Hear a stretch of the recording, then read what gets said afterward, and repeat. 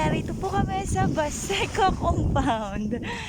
The White Beach. The new White Beach. So, ito po, naglalakad na kami pabalik. Okay naman siya, malinis. Masarap din mag muni-muni. Yes, malinis. Kung titingnan malinis yung tubig, ewan lang kung anong nasa ilalim. Tapos yung nasa mga gilid, water lily. May naglilinis ng water lily doon sa tapat. So, ayun. Maganda naman siya. Magandang tambayan. Maraming maglalaro doon sa dolo doon.